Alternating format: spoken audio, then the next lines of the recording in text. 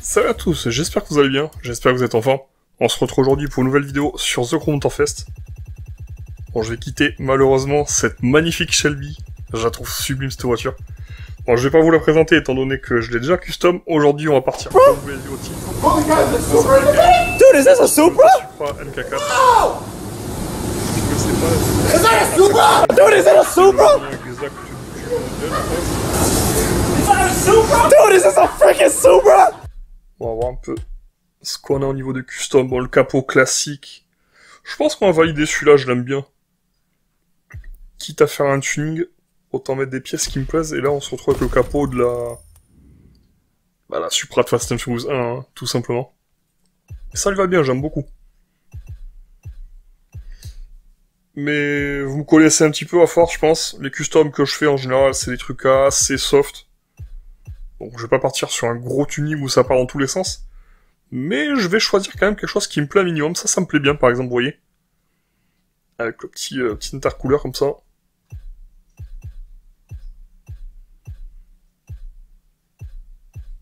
J'hésite entre les deux.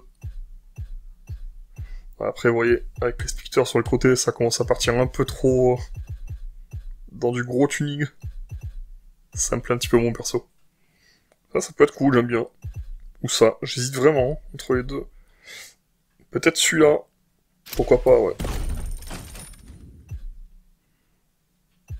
Ok. Je pense pas lui mettre des... Enfin, je pense pas élargir. Elle est bien comme ça, je trouve, déjà, de base. Les jantes, je customisais plutôt après de mon côté. Ok, on se retrouve avec les fameux rétros type F1, ce qu'on appelait à l'époque. Et je pense que je vais laisser les rétros d'origine. Ça lui va bien, je trouve, déjà, de base. Ok, il n'y a que deux types de bas de caisse. On va valider celui-là qui est déjà très bien. Et l'arrière, forcément, je vais pas en mettre non plus. L'aileron, il n'y a que 6 possibilités, d'accord, on peut la mettre en sans aileron. C'est des configs qu'on voit pas beaucoup sur une Supra sans aileron, pourtant ça leur va bien en général, je trouve aussi. Ok, j'aime pas du tout. Ouais, c'est pas trop mon délire ça, franchement. Je vous mettrai une photo d'un aileron que j'aime énormément. Ça me plaît pas du tout non plus. Celui-là peut être pas mal si on veut... Ouais, celui-là c'est exactement le même que l'autre, sauf qu'il est peint au lieu d'être en carbone. Ouais, il est beaucoup trop en avant cet aileron. Il aurait fallu le reculer un peu, il est beaucoup trop en avant sur le corps, ça fait très bizarre je trouve. Ouais, il n'y a pas de choix qui m'intéresse malheureusement. On va garder l'aileron d'origine. Alors, hors aileron d'origine, il y en a un qui me plaît énormément, je vous mettrai certainement une photo. Je sais plus si c'est Velside qui fait ça ou pas, je suis pas sûr, je pense pas. Mais un aileron que je trouve vraiment très sympa. Qui dénature vraiment pas trop la voiture. Je partirais bien sur une config comme ça, ah voilà, ça peut être cool, vous voyez. Ah ça me plaît bien. Je pense qu'on va valider ça, ouais. Je vois un petit peu ce qu'il y a d'autre. Non, le reste après ça me plaît pas. Un seul échappement. Le gros William Saurin classique des Supra un peu tunés. Bon, dommage, on n'a pas la config avec les feux arrière d'origine, mais... Et là, pour l'intérieur, ok, il y a tout qui est dégueulasse, il n'y a rien qui lui va. Le gris comme ça, à la limite, c'est ce qu'il y a de moins... moins flashy. Ça peut être cool.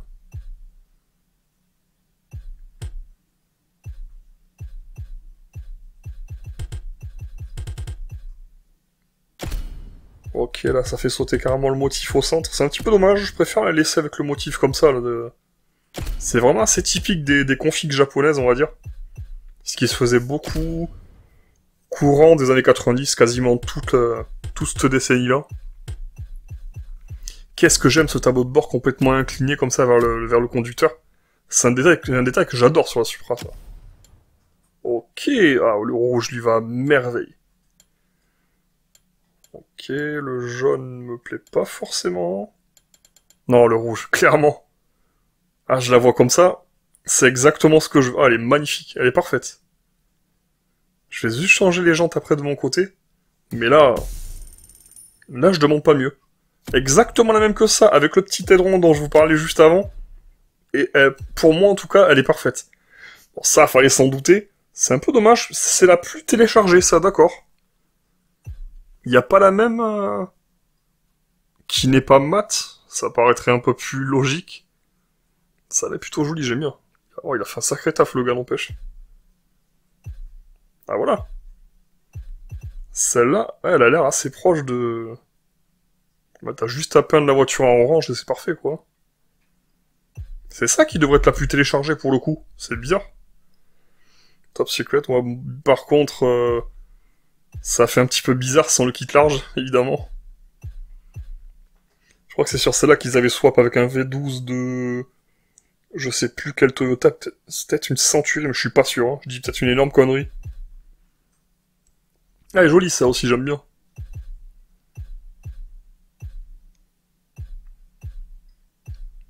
Ah, ça va être très très cool aussi. Ah, ouais. Ça, c'est une bonne idée, ce qu'il a eu, le mec. La vache, sérieux? On peut pas mettre de vanité, d'accord. Klaxon, bah écoute, non, je vais pas en mettre particulièrement. Il y a que dalle au niveau des vanités, j'hallucine. Bon, je vous montre le réglage que j'ai fait dessus, c'est un réglage qui est assez connu.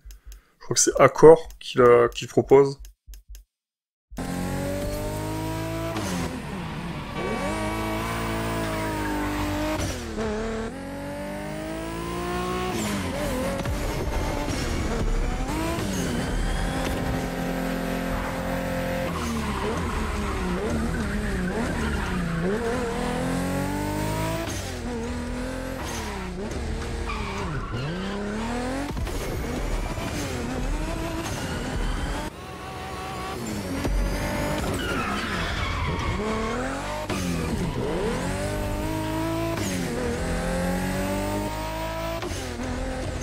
Alors pour la fiche technique, on va partir sur ce qui, je pense, en tout cas est censé être représenté sur le jeu, c'est-à-dire la 2JZ directement la plus puissante, DMK4. On est donc sur un 6 cylindres en ligne 3 litres biturbo de 330 chevaux d'origine, boîte 6, un poids à vide donné pour 1615 kg, donc je m'attendais à plus bizarrement, c'est pas mal, parce que la voiture est assez massive en vrai. Le 0 à 100 est donné pour 5 secondes 1, et la VMAX est donnée pour 250 km/h. Compte tenu que c'est une voiture qui est sortie avant 2000, honnêtement, les perfs sont plus qu'honorables pour ce que c'est. Alors on va tester nous-mêmes, voir ce que ça donne en VMAX. Ouais, les perfs sont plus que corrects, hein, franchement, pour ce que c'est d'origine. Compte tenu du fait que on sait tous que ça a un potentiel de prépa qui est absolument monstrueux, sans forcément avoir besoin d'ouvrir le bloc, ça peut sortir 600 chevaux facile.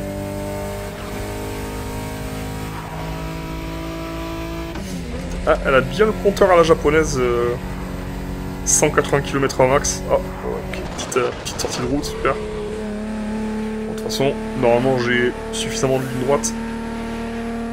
Bon, 340, 5, 6, 7, 8. Ça continue à grimper, on va envoyer la nitro. 395, 16, 17.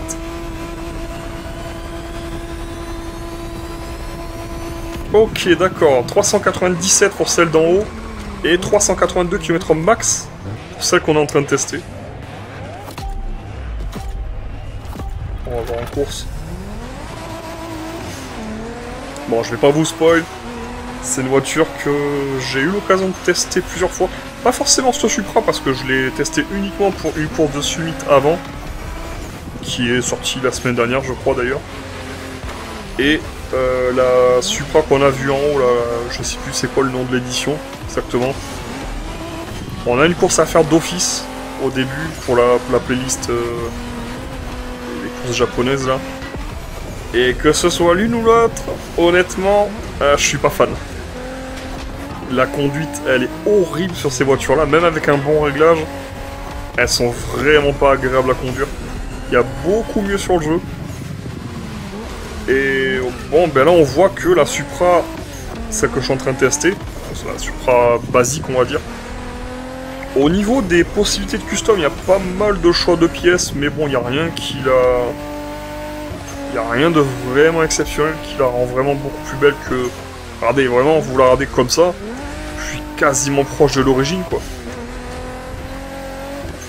Et s'il n'y a pas de custom qui sont vraiment intéressantes, que la voiture n'est pas forcément bonne en course, en street race, bah malheureusement, pour la Supra, c'est une voiture que je peux pas forcément vous conseiller. On a vu qu'en plus, ils sont limités au niveau des vanités, on peut pas mettre grand-chose. Ça, honnêtement, je pense que... On sait que Toyota, c'était très compliqué avec les jeux vidéo ces dernières années. Ils commencent à revenir petit à petit, ben, là avec Motorfest, et juste avant avec FH5, Forza Horizon 5. Avant ça, le constructeur avait un petit peu disparu, et je pense que c'était un petit peu leur condition, que leur voiture soit pas complètement modifiée avec des gros tunings de la mort. Je pense. Je dis peut-être une connerie, mais... Et là, on a vu qu'il n'y a pas de possibilité de mettre de pneus, de néons, rien mettre. Pour le coup, c'est un peu dommage, ne serait-ce que pour les nitros. Dans le sens où la nitro, là, quand tu regardes la voiture comme ça, sans envoyer la nitro, tu vois pas de différence. Ça gâche pas l'esthétique de la voiture, on va dire. Mais non, c'est pas une voiture que je peux vous conseiller. Vraiment, je la trouve vraiment pas bonne, cette voiture. Elle paraît hyper lourde. La direction... bah là, on le voit, hein, je pense que... Depuis tout à l'heure, vous voyez la course, la voiture, regardez, je tourne à fond. T'as l'impression qu'elle part tout droit. Et tu continues à tourner. Et là, elle se met à partir du cul d'un coup. Vous voyez? C'est super bizarre comme feeling. Elle est pas agréable à conduire, vraiment, j'aime pas. Et je pense que la semaine prochaine, enfin dans 2 semaines plutôt, sur encore une fois sur TCM, je vous proposerai la remplaçante, la Supra MK5. Voir un petit peu ce qu'elle donne et si elle est meilleure que ça. La MK5, je l'ai pas testé non plus en street race, je l'ai beaucoup utilisé en drift. Mais la conduite n'est pas du tout la même, donc on verra bien. C'est un petit peu dommage parce que c'est une voiture que j'aime bien dans l'ensemble. C'est pas non plus la japonaise de mes rêves, parce qu'il y en a quand même quelques autres avant. Mais ouais, bon, elle fait partie du top 5 facile, ça reste une Supra MK4 et je pense que on en a tous plus ou moins rêvé un jour, clairement. Mais c'est pas celle que je choisirais personnellement dès le départ.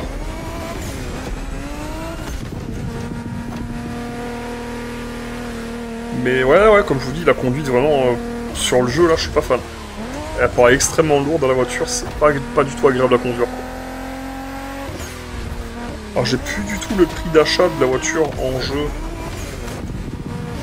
De base, je crois savoir... Enfin, j'ai pas trop acheté encore pour l'instant de voitures. Je me suis vraiment contenté des voitures offertes et celles de The Crew 2. Mais de ce que j'ai vu, je crois que la plupart des Street Race tournent autour des 400 000 $, enfin 400 000 bucks. Alors les 416 sur la course de base, cette version-là par contre, elle est vraiment plus intéressante. C'est pas exceptionnel, mais on voit que, regardez, je fais quand même 6 secondes de moins. 6 secondes de moins, c'est bien. C'est un excellent chrono.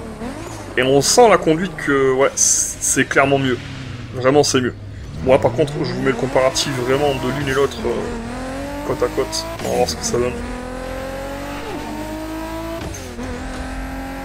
La sonorité, par contre, est super sympa. J'aime beaucoup.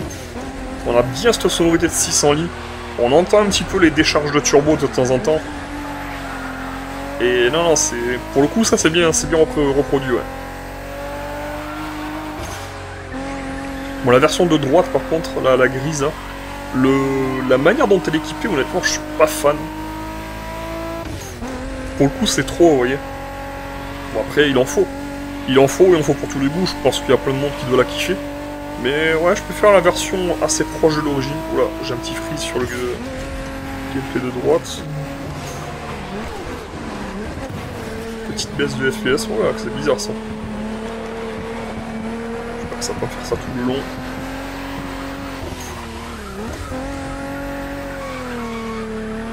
Ça faisait un moment que ça m'avait pas refait ça, quoi. Bah c'est vrai que pour le coup je suis satisfait parce que ça... Je me demandais d'où venait ce problème, puis on voit que sur vraiment les anciens gameplays que je vous proposais sur The Crew 2, ça le faisait pas mal. et depuis 3-4 vidéos, ça le faisait quasiment plus. J'espère que ça va pas recommencer. Ouais, je suis clairement en avance avec la grille, ça se voit, regardez bien par rapport au décor où je suis situé. Une 33-24 et une 34-58, d'accord. Je m'attendais à plus d'écart que ça. On va parler un peu de l'histoire de cette légende. Alors la Supra, ou du moins la dénomination commerciale, apparaît en 1978 chez Toyota, sur la deuxième génération de Toyota Celica Supra. N'était alors à ce moment-là vraiment que dénomination façon GTI, on va dire. La Celica basique était en 4 cylindres et la Celica Supra en 6 cylindres. La vraie première Supra apparaîtra à part entière, apparaîtra avec la MK3. La deuxième génération de Celica Supra serait la première importée en Europe. Ça court pas les rues, j'en ai déjà croisé 2 ou 3 sur des rassos. Je trouve la ligne plutôt sympa perso. La troisième génération devient donc une Supra à part entière. Et c'est un peu là que les choses sérieuses vont commencer. Déjà d'apparence, elle devient vraiment très sympa, je trouve, à partir de la troisième génération. On se retrouve avec une vraie gueule de GT. Le combo toit targa, phare pop-ups, aucun doute, on est dans les années 80. Les puissances commencent à grimper. Le modèle le moins puissant fera 110 chevaux et culminera à 238 chevaux sur le L6 biturbo. Moteur un tout petit peu connu dans le monde, le léger, hein. Nom de code 1JZ GTE. Bref, rentrons dans le vif du sujet. Dites-vous que cette ligne intemporelle fait son apparition en 1993 pour la MK4. Je vous laisse faire des recherches à quoi ressemblait un petit peu la production automobile mondiale en 93. Vous allez voir que stylistiquement parlant, elle était vachement en avance pour son temps. Personnellement, je vous l'ai dit tout à l'heure, j'adore l'habitacle. Tout ce tableau de bord qui est complètement incurvé et dirigé vers le pilote. On retrouvait ça aussi un tout petit peu sur les BMW E36, dans une moindre mesure. Mais c'est très loin de ce qu'on faisait ici. Côté moteur, on a droit au légendaire 2JZ GTE, 330 chevaux d'origine. Déjà pas mal du tout pour son époque, clairement. Mais tout est conçu de manière tellement robuste sur la voiture. Comme je vous dis tout à l'heure, il suffisait vraiment de 2-3 conneries, de 2-3 coups de tournevis pour que ça sorte 600 chevaux, fiable, sans avoir besoin d'ouvrir le bloc. C'était indestructible. Les seules raisons que tu vas avoir d'aller ouvrir ce bloc, c'est pour commencer à titiller les 1000 chevaux, à peu près rien que ça. 1615 kg, c'est pas vraiment un poids plume. On se retrouve avec les poids d'un gros... Non, même pas, les poids d'un coupé classique actuel, on va dire. C'est pas vraiment un poids plume. Heureusement, côté freinage, ça avait la réputation d'être excellent pour cette époque-là. Elle avait même détenu un record du monde en distance de freinage pendant plusieurs années. Côté aéro, on se retrouve avec cet énorme aileron, bel aileron, je trouve, d'origine à l'arrière, et une lame qui est complètement dynamique sous le pare-choc avant. Je pense que c'est une première mondiale, si je dis pas de bêtises, j'en suis vraiment pas certain. Ça a été revu assez récemment sur l'Alfa Romeo Giulia Quadrifoglio. Belle popularité dans l'ensemble, puisqu'elle a été écoulée à 45 221 exemplaires au monde. C'est pas mal du tout. La mode des Youngtimers actuelle, la popularité grandissante depuis le début des années 2000, grâce au cinéma, aux jeux vidéo, font que la cote aujourd'hui est en train de littéralement s'envoler pour la MK4. Plusieurs en vente ont déjà dépassé les 100 000 euros, et je pense que beaucoup actuels qui sont dans des états d'origine sont en train de s'en rapprocher de plus en plus, ouais. Elle sera remplacée en 2019 par la MK5, que je vous présenterai la semaine prochaine, comme je vous l'ai déjà dit. Tant d'attente après toutes ces années pour faire renaître le mythe. Un beau pétard mouillé, je pense, parce que j'ai l'impression que les fans boudent un petit peu. Exit vraiment la petite GT, on se retrouve avec une stricte 2 places, basée sur une BMW Z4, M40i. Donc, comme je vous dis, un roadster strict 2 places à la base, plutôt étriqué. Énormément de pièces communes avec la Z4, encore bien visibles, surtout dans l'habitacle. Là, ça se voit beaucoup. Les blocs moteurs, par contre, sont entièrement revus et complètement fiabilisés par Toyota eux-mêmes. Je pense qu'elles ont un sacré potentiel de prépa, mais malheureusement, ouais, elles sont un peu boudées par les fans, je trouve. Bon, j'aurais tellement parlé que ça me laisse même pas forcément le temps de discuter un peu de l'esthétique de la voiture, donc je vais essayer de voir pour les prochaines vidéos, pour mieux répartir l'histoire du véhicule peut-être, je sais pas, on verra. Bref, on va s'arrêter ici. Je vous laisse, comme d'habitude, un petit extrait non commenté, histoire de profiter de la sonorité de la voiture principalement. On se retrouve vendredi prochain. Ouais, je pense qu'à partir de maintenant, on va plutôt les passer le vendredi en fait, les vidéos. Pour une prochaine vidéo sur Forza Horizon 5. D'ici là, portez-vous bien. Je vous souhaite une bonne journée, une bonne soirée, et à la prochaine.